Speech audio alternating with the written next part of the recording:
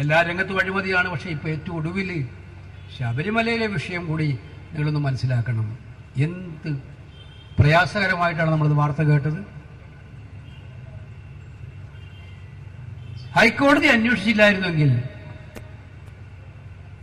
ആ അയ്യപ്പന്റെ ശ്രീകോവിലിലെ സ്വർണ്ണപ്പാളിയും അതുപോലെ തന്നെ കട്ടളയും ഒക്കെ തന്നെ ചെമ്പാക്കുന്ന പ്രക്രിയ ഇപ്പോഴും തുടരുമായിരുന്നില്ലേ? ഇപ്പോഴും അത് തുടരുമായിരുന്നില്ലേ? ഈ ഉണ്ണികൃഷ്ണൻ പോറ്റി സുഖമായിട്ട് ശബരിമല അയ്യപ്പന്റെ അടുത്ത് ഇപ്പോഴും ഓടിക്കുന്നുണ്ടാവുമായിരുന്നല്ലോ, ഇത് ഹൈക്കോടതി ഇടപെട്ടില്ലായിരുന്നെങ്കിൽ. ഹൈക്കോടതി ഇടപെട്ട് SIT വെച്ച് SIT കേസ് നടത്തി അവർ SIT ഹൈക്കോടതിക്ക് റിപ്പോർട്ട് ചെയ്യുന്ന വ്യവസ്ഥയിൽ ആയതുകൊണ്ട് മാത്രമല്ല ആരാണ് അറസ്റ്റിലായത്? CPM-ന്റെ ദേവസ്വം ബോർഡ് പ്രസിഡന്റുമാർ അവർ നിശ്ചയിച്ച അവരുടെ സംസ്ഥാന കമ്മിറ്റിയാണ് ദേവസ്വം ബോർഡ് പ്രസിഡന്റുമാരെ നിശ്ചയിക്കാറുള്ളത്. ഒരാൾ സംസ്ഥാന കമ്മിറ്റി അംഗമായിരുന്ന ആളായിരുന്നു, ഒരാൾ അവരുടെ മന്ത്രിയുടെ ഏറ്റവും സ്പെഷ്യൽ പ്രൈവറ്റ് സെക്രട്ടറി. രണ്ടുപേരാണ് ഇപ്പോൾ ജയിലിനകത്ത് കിടക്കുന്നത്. ഇനി ആരൊക്കെ വരാനിരിക്കുന്നു എന്നുള്ളത് വരാനിരിക്കുന്ന ദിവസങ്ങളിൽ നമുക്ക് മനസ്സിലാക്കാൻ സാധിക്കുകയുള്ളൂ.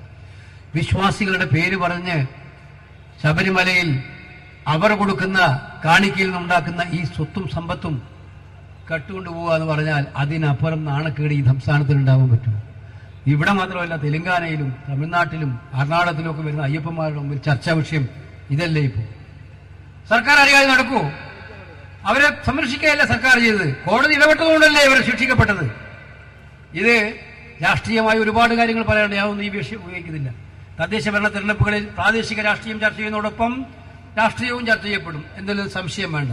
പ്രാദേശിക രാഷ്ട്രീയത്തിലായാലും കേരള രാഷ്ട്രീയത്തിലായാലും ദേശീയ രാഷ്ട്രീയത്തിലായാലും നമുക്ക് വ്യക്തമായിട്ടുള്ള കാഴ്ചപ്പാടുകൂടി നമുക്ക് ജനങ്ങളുടെ മുമ്പിൽ അവതരിപ്പിക്കാനുള്ള ഒരുപാട് വിഷയങ്ങളുണ്ട്. അതിനുള്ള തയ്യാറെടുപ്പുകളുമായി നിങ്ങൾ മുന്നോട്ട് പോകണം.